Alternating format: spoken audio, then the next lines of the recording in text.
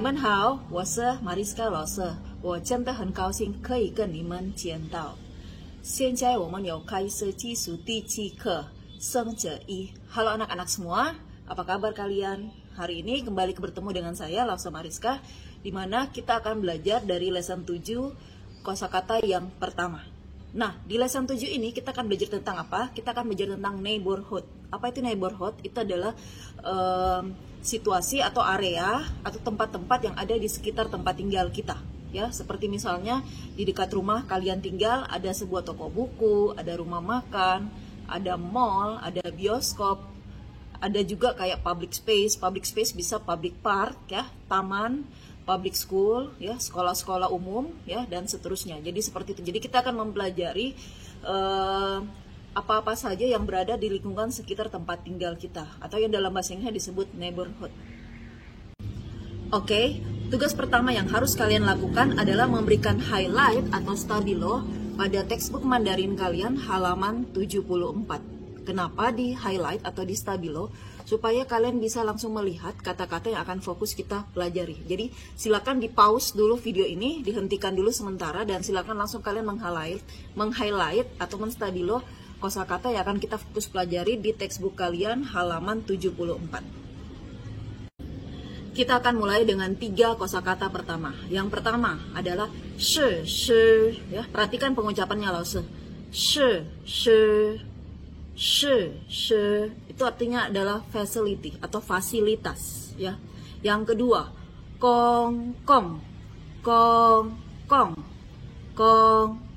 atau public. Jadi kalau misalnya digabung public facility ya, atau fasilitas umum. Kong shi ya. Jadi seperti itu cara penggunaannya. Terus kosakata yang ketiga adalah kongyuan atau park, taman ya. Taman-taman biasanya di kota itu banyak terdapat taman-taman umum atau public park. Jadi kita bisa sebut seperti ini. Kongyuan ya. Jadi seperti itu cara penggunaannya. Oke, 3 kosakata selanjutnya yang keempat adalah tifang ya. Perhatikan pengucapannya saya. Tifang. Kalau diterjemahkan artinya place ya, tempat ya. Misalnya saya mau menyebutkan this is my place. 这是我的地方. 这是我的地方. Atau this is my place to live. Ini adalah area tempat tinggal saya ya. 这是我住的地方. 这是我住的地方 ya. Begitu cara penggunaan untuk kata place. Kemudian yang kelima itu adalah cin kalau diterjemahkan artinya close atau near, dekat ya. Misalnya hen cin ya. Di dalam contoh kalimatnya begini. Kami sangat dekat. We are very close. 我们很近 ya. 我们很近. Atau kalau saya mau tambahkan lagi, our relation is very close ya. Our relation is very close. 我们的关系很近. 我们的关系很近. Terus yang keenam adalah kata fu jin. Kedua-duanya adalah nada keempat ya. Kalau diterjemahkan artinya nearby atau round ya, atau sekitar, around, nearby. Nah, setelah ini kita akan belajar bagaimana cara penggunaan fu jin di dalam kalimat tanya maupun dan cara menjawab kalimat tersebut. Fu jin. Kalau diterjemahkan artinya selain nearby ya, secara luas inilah artinya neighborhood ya, neighborhood atau yang ada di sekitar kita ya. Atau bisa diterjemahkan atau terjemahan lainnya adalah round atau close to, terdekat dari ya, seperti itu. Kita lihat contoh kalimatnya. What public facilities are there near your home ya.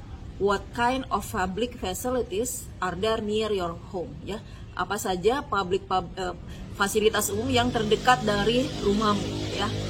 Bagaimana cara menerjemahkan kalimat ini dalam bahasa Mandarin? Selalu perhatikan yang menjadi subjek kalimat ya, siapa yang ditanyakan. mulai dari kata your ya. Near your home ya. Jadi kita mulai dari your home.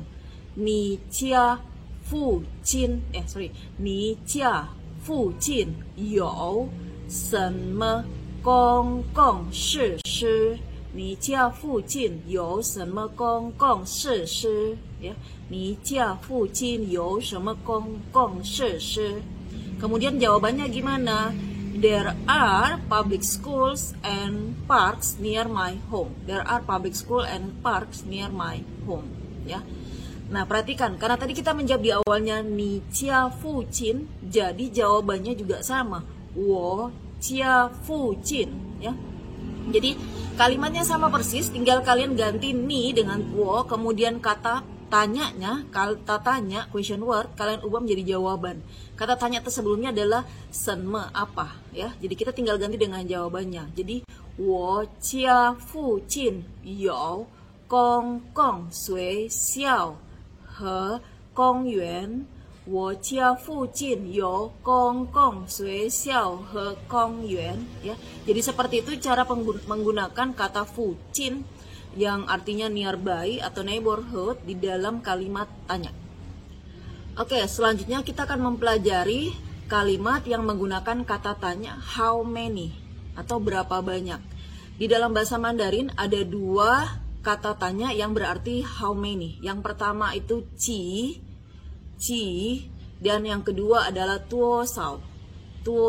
Apa perbedaan ji dan tuo sao? Ji biasanya digunakan untuk jumlah benda-benda yang kurang dari 100 atau yang jumlahnya sedikit, masih bisa dihitung. Sedangkan tuo sao digunakan untuk jumlah benda-benda yang besar nilainya, ya. Contohnya mata uang kan sering nilainya besar, 1000, 2000, kita bisa menggunakan tuo sao, ya. Oke. Nah, perhatikan cara penggunaan ji. Kita akan fokus dengan kata ji. Ji selalu harus diikuti oleh measure word, ya. Selalu harus diikuti oleh measure word. Karena kita berbicara tentang neighborhood, berarti kita berbicara tentang benda-benda yang ada di sekitar, ataupun kayak misalnya tempat-tempat yang ada di sekitar tempat tinggal. Nah, saya mau reminder kembali kepada kalian beberapa measure word yang sudah kita pelajari di kelas 10 sebelumnya, ya. Yang pertama itu adalah kata suo. Suo is a measure word used for school or hospital, ya. Jadi gunakan untuk sekolah atau hospital. Contohnya two schools, ya. Two schools, dua sekolah. How you say in Mandarin? We will say liang suo sui xiao. Liang suo sui xiao. Ya, jadi seperti itu cara penggunaan. Terus yang selanjutnya adalah cia.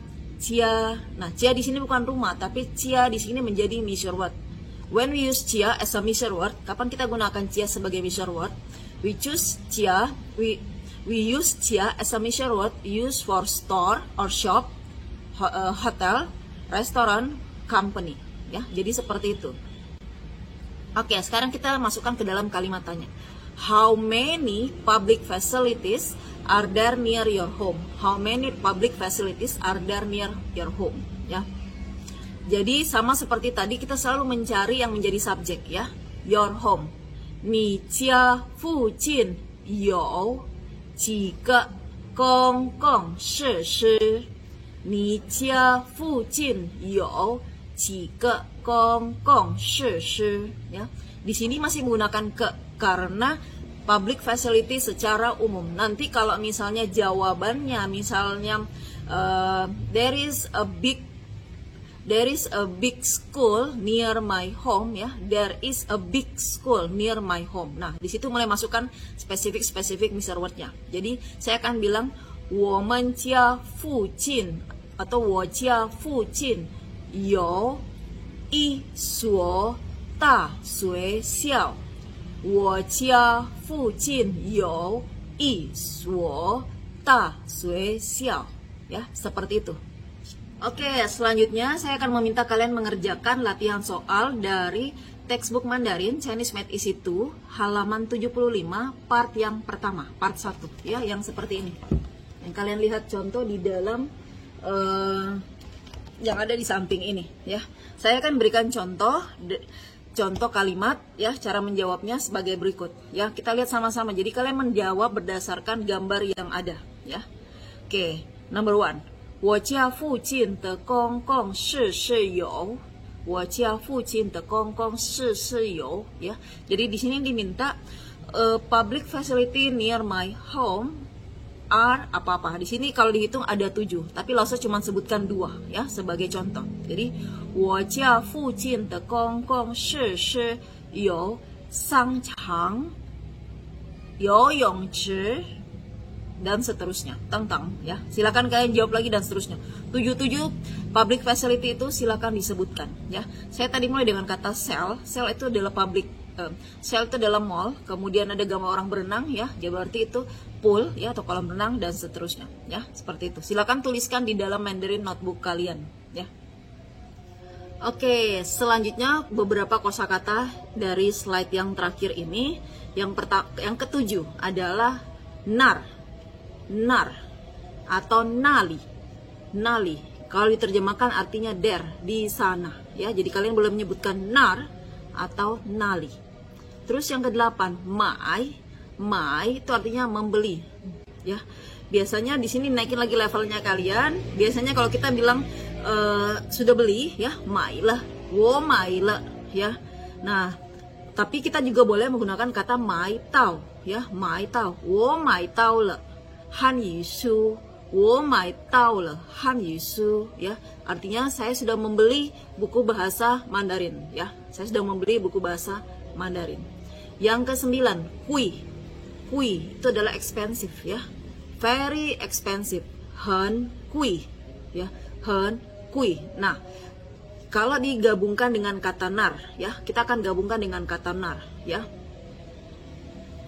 Nar te sang tian. Nar te sang tian的东西很贵 nar te sang tian的东西很贵 nar te tong si te sang tian很贵 ya. Jadi toko yang di sana itu barang-barangnya sangat mahal ya. Tong si hen kui ya, itu contohnya seperti itu. Kemudian yang ke-10 hao kan. How can itu good looking ya. Konteksnya biasanya kita bilang baju ya. Ce jian yifu hen hao kan ya. Ingat measure word untuk baju ya, especially tops atasan kita pakai kata jian ya. Ce jian yifu hen hao kan. Yang ke-11 ke shi ya. But tetapi ataupun diterjemahkan artinya however ya. Kita gabungkan dengan nomor 10. Nar te yifu 很好看，可是很贵。那儿的衣服很好看，可是很贵。Oke ya, itu beberapa kosakata yang kita pelajari di lesson 7. Masih banyak lagi yang lain beberapa ya. Seperti ada lanqiu, ada lanqiu chang, kemudian cucu, wang cucang dan seterusnya. Silakan kalian pelajari sendiri. Yang Lao Tzu ajarkan di sini yang beberapa yang berhubungan yang perlu menggunakan grammar ya. Selanjutnya kita akan belajar tentang latihan dari workbook. Sekarang saya mau minta kalian mengerjakan dari workbook Mandarin ya. Dari workbook Mandarin ada 2 part, yaitu yang di halaman 97, part 3 dan part 4. Untuk part 3 perhatikan cara pengerjaannya ya. Di sini ada satu lokasi, Dena satu tempat ya, dimana saya mau minta kalian menuliskan menggunakan Chinese Hanse, pinyin dan intonasi. Jadi kalian menuliskan tempat-tempat tersebut, itu kita sebenarnya belajar preposisi ya. Write the location according to the picture ya. Jadi menggunakan 3 cara. Yang pertama cara you, yang kedua itu she, dan yang ketiga cai ya. Seperti yang sudah pernah kita pelajari waktu belajar preposisi. Itu untuk yang part 3. Untuk part 4 yang dari teks workbook Mandarin halaman 97 ya, Lao Tzu meminta kalian menuliskan menggunakan Chinese Hanse, pinyin, Indonesian and English translation ya, English translation ya. Jadi di situ sudah ada pilihan jawaban ya. Jadi choose the right answer and you can use the choice more than one time ya. Jadi kalian boleh menggunakan pilihan jawaban tersebut lebih dari satu kali ya. Tidak hanya satu jawaban untuk satu nomor, tapi kalian boleh menggunakan satu pilihan untuk beberapa nomor ya. Tetap dituliskan English translation-nya. Kerjakan di mana? Kerjakan di dalam workbook Mandarin kalian, atau boleh juga dikerjakan dalam buku kotak-kotak kalian. Oke, selamat mengerjakan. Jika ada yang kurang jelas, silakan ditanyakan kepada Lause, boleh dituliskan dalam kolom chat, atau ditanyakan kepada saya langsung lewat chat yang ada di Meeting Tips. Oke, selamat mengerjakan. Sang Picu Puniman, Cecian.